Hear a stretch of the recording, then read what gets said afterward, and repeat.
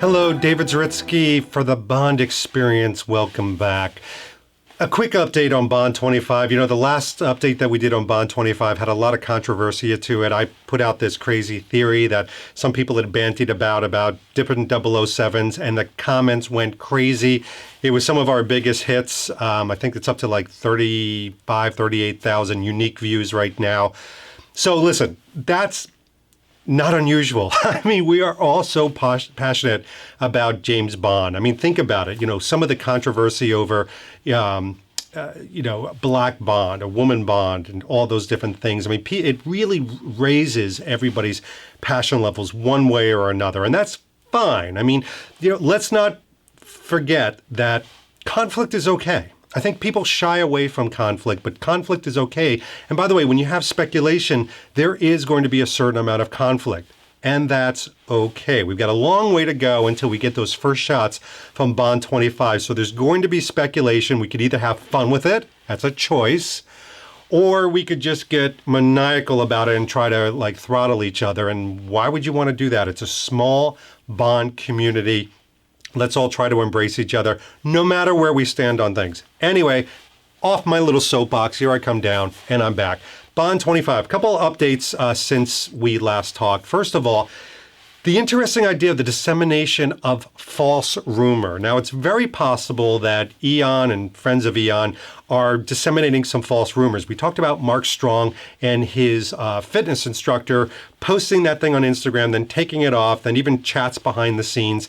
Could that have been some way just to throw people off? We know that Mark Strong is a friend of Daniel Craig. So could there have been a little bit of, almost like what Mark Hamill does, where he trolls the fans and throws some disseminating information off, and some of these things about casting calls? Could it be just to throw us all off?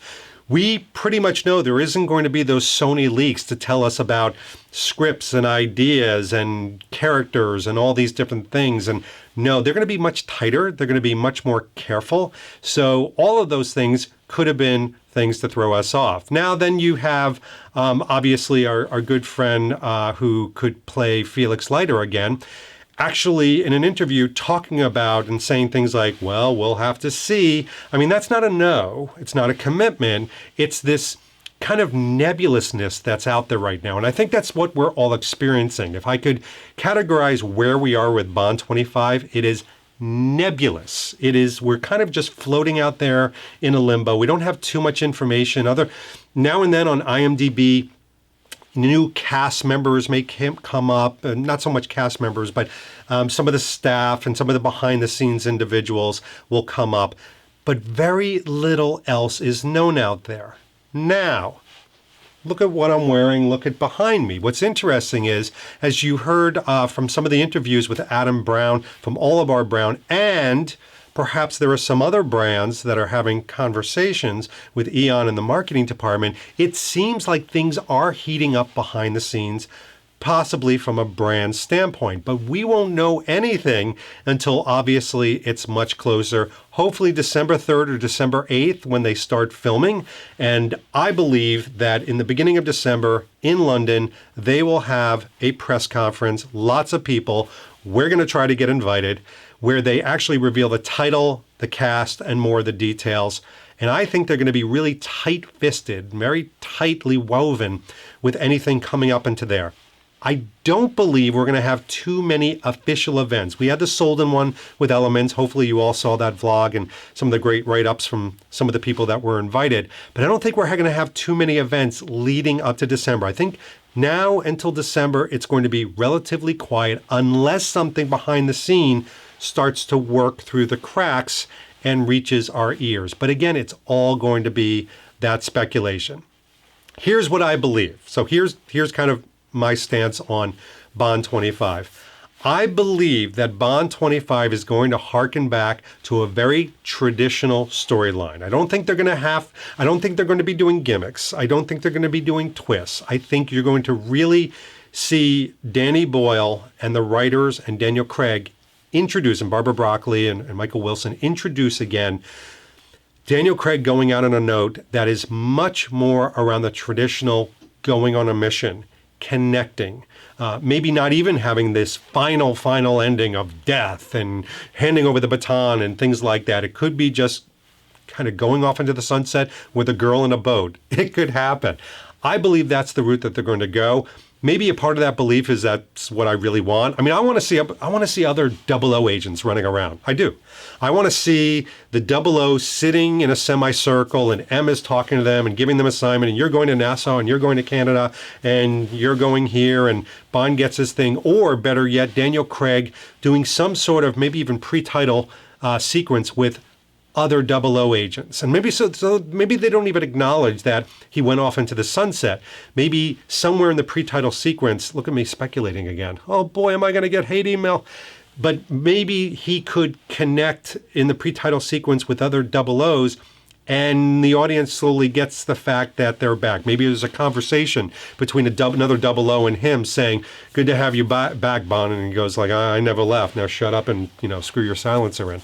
Who knows what's going to happen? That's my hope and dream. I think the reason why I'm falling back in love with Quantum again is not just because it shows the badass Bond that we all, I think, love, but it also is a mission. Yes, it's water in Bolivia. All right, it's not the end of the earth. It's not a giant rocket that's going to blow us up, but it's a mission. He goes on a mission. He goes rogue. Yes, I get it, but it's a mission nonetheless, and it feels that way with an agent at his side, Camille. So it's a lot of fun like that. But anyway, not a lot going on with Bond 25 other than these types of speculation. There are some great threads out there. If you want to follow them, if you want to hit them, there's a lot of, again, I'm going to say this, hopefully to buffer this.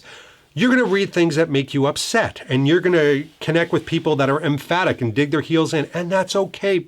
Guys, we're all Bond fans. You understand that, right? I mean, when we sit down and watch a Bond film, even if it's a meh Bond film, we get giddy. We escape. We're not thinking about work or our issues or our digestive tracts. We are just enjoying Bond. So I'm imploring you all, throughout this time process, let's not turn into kind of where the Star Wars fans have gone, unfortunately, because I'm a Star Wars fan.